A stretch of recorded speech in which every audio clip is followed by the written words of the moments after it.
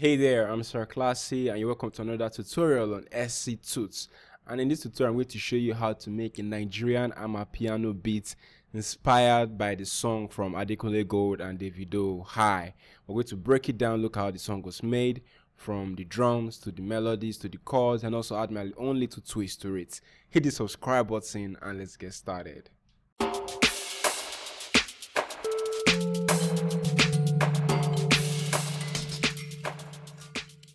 Alright, so before I get started, I want to let you know that this is not a total remake. This was inspired by the song, of course, but I added my own spin to it just to make it sound a little bit different. But it was inspired by the song and it's Nigerian Amapiano style of beat. And I'm sure you can learn a thing or two from this beat and from this tutorial.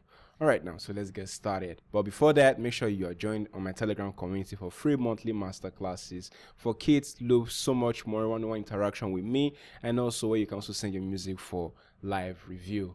Let's get started for real this time. So I'm going to play the beats from the beginning. I'm going to hear all the way to a certain extent, and we're going to take it all apart.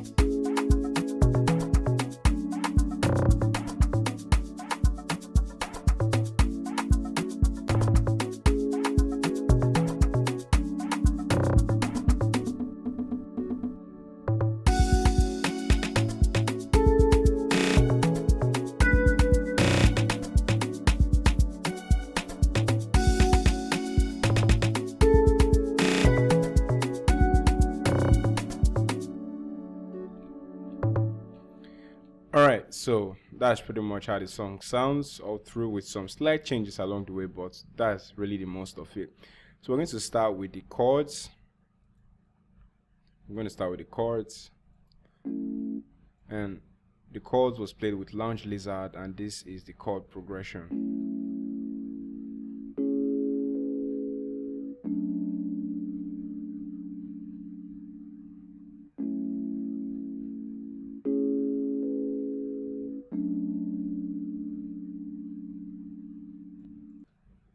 And then next we have layered, our pad layer, which says the exact same thing with the initial chord progression. I used Cork Triton. Smoothie pad is a default preset in Cork Triton if you have the VST, and this right here is the chord progression. Same thing with the original chords, and this is how it sounds.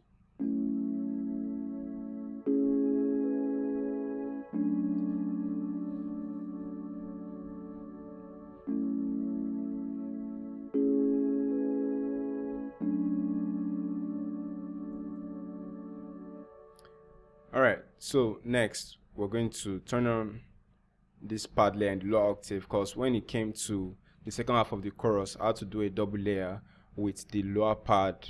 That's initial pad. I used that smoothie pad. I used a lower octave of it, and this is how it sounds. Let me pull this up right here. You can see it's at a lower octave.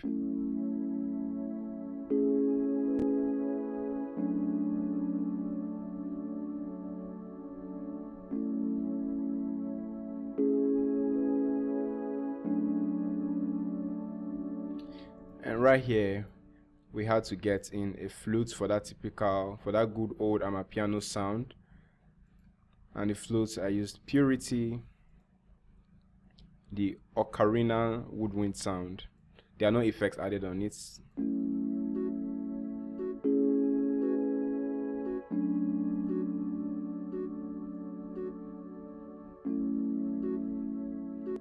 And then right next I have a guitar melody running through. If you notice, these are a lot of ambient melodies, or this helps fills up and builds the song. There are not many melodies per se that you hear in a typical Nigerian piano song. What you hear are lots of pad layers and maybe a very simple lead standout melody, but most times it's just a whole lot of layers. So you get to hear a lot of ambient melodies going on. Like this guitar melody sounds more like an ambient pad. I use Omnisphere for it, and you can see it sounds more like a pad than an actual guitar sound, more like a layer. I just played it in 2 different octaves.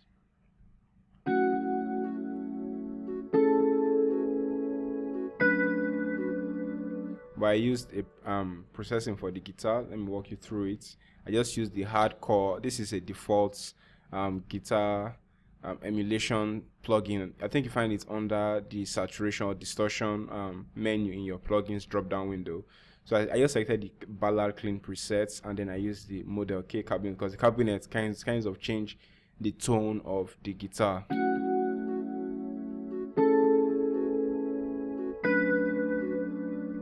And then right next I have my bass to really fill it up, and the bass I use the FL Studio stock plugin SimSynth because I love the bass so much. No processing is added, it's just a default preset. I'm using I think the deep saw presets, right? The bass deep SQ presets.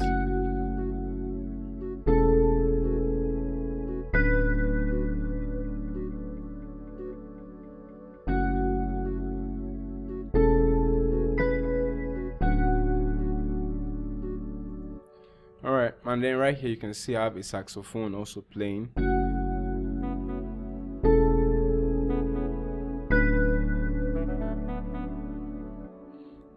And I use Purity for the sax, the solo soprano presets.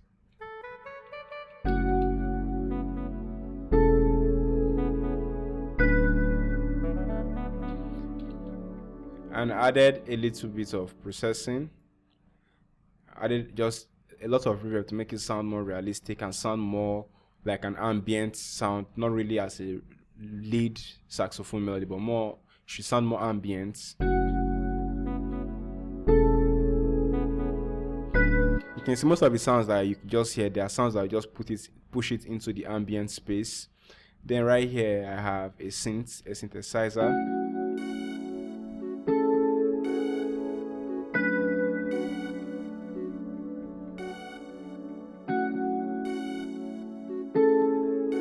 Just to add extra rhythm, then the famous log drum for almost every Amapiano song has a log drum from DX10. Let me open up my log drum pattern. I know log drum can be a bit confusing for beginners how to play log drum sounds, but it's really easy. All you have to do is follow the chord progression and just fill up the spaces left by your drums.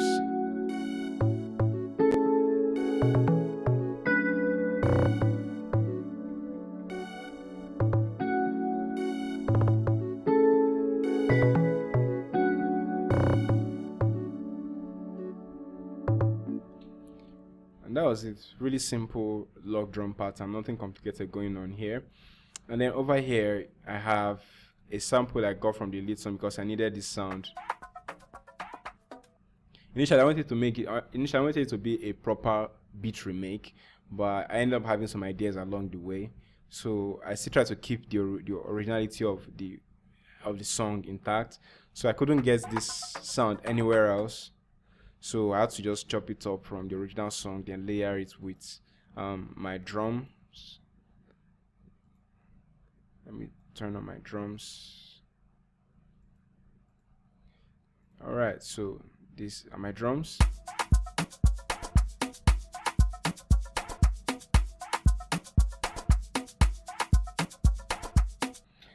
And then here I had some vocal chops to layer it.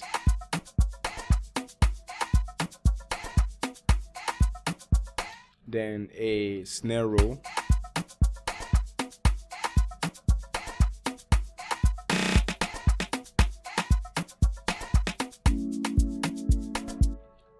let's look at the snare roll again.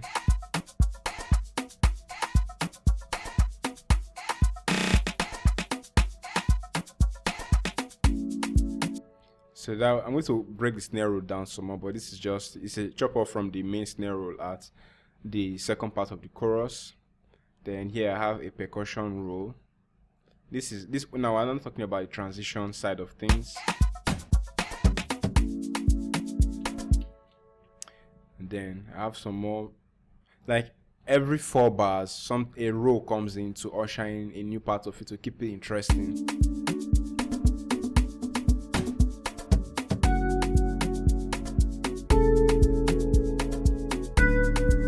And then right here we have this is just a reverse cymbal, and this is, I just simply reversed this and got this.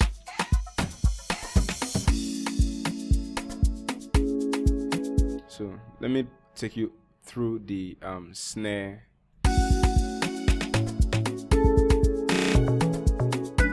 Let me take you through the snare roll. Let's see, snare roll. Yeah, this is it. Let me make it bigger so it's easier for you to see.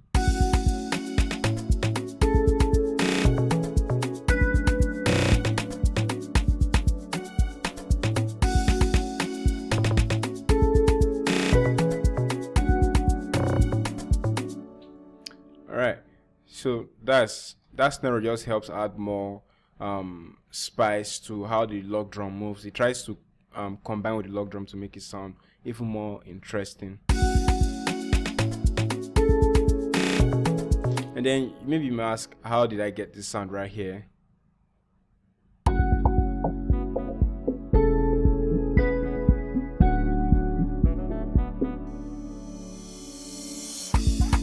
So how I did that was I just grouped all my drum elements. Let me pull up the mixer. I grouped all my drum elements into the drum master. Then drum master, I created an automation clip using the Love filter, and the Love filter, the preset I used for Love filter was simple triangle low pass. If I turn it off, you don't hear anything, but when it's on,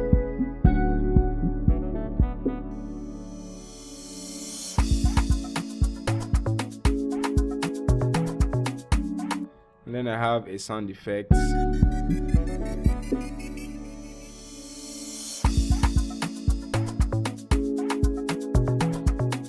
So, what I feel you should notice from this project is the emphasis on layering. There's a lot of emphasis on layering melodies, or rather parts, to make it sound thick. You can see this side here is layered. We have a key, that is our chords here, is layered with our pad. Then we have another layer again with at a lower octave, and then you can see this just layers it again. There's this guitar, there are just a lot of layers for melodies going on, but they all complement each other. They're all playing essentially the same thing. They're not playing something else or something of a different rhythm. So when you layer a lot of sounds in Amapiano, you can easily get a full sounding beat. So I encourage you to try out as much layering as possible for your beat, and you're going to have a great song. And for the song structure, it's really, really simple, and it's meant to be catchy. The intro is just 4 bars, then the verse is just 8 bars. Then you can see the pre-chorus is 16, a whole 16 bars, then the chorus is another 16 bars. There's no way you're not going to get addicted to this song. This song was made to be catchy, guys. It was made to be catchy. So we have like a whole 32 bars dedicated to a vibe that you can easily remember.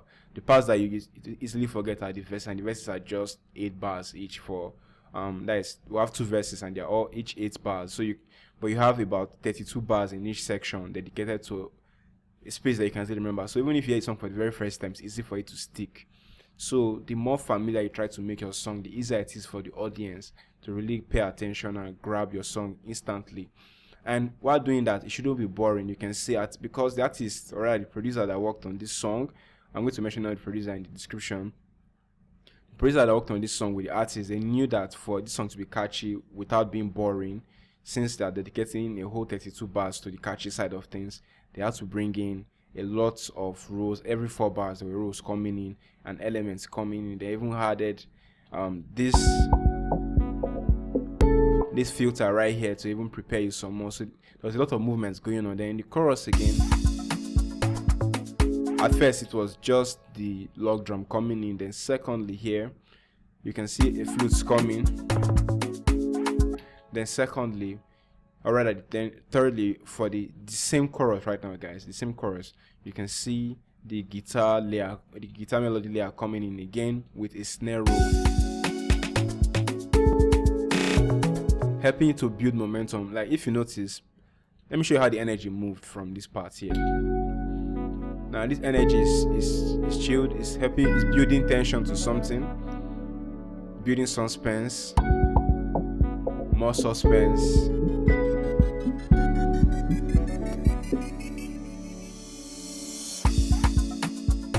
Now you can see the energy is a bit more chilled now.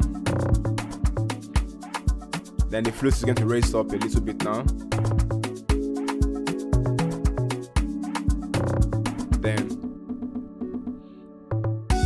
even more groove now.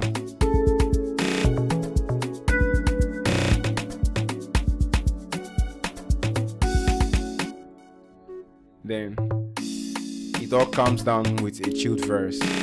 So you can see when you're building parts of your song, the energy should always be moving from low or either high or low, whichever one, but should move on to the next gradually. It shouldn't be abrupt or just sudden. You should gradually build up to it. If it's starting from a low point, you should gradually build up to a high and then build up to a low. So there should be a climax and anti-climax in your song structure. It shouldn't be just be plain and boring, or to try and create a high point and a low point relatively. The high point of your verse cannot be as high as the high point of your chorus.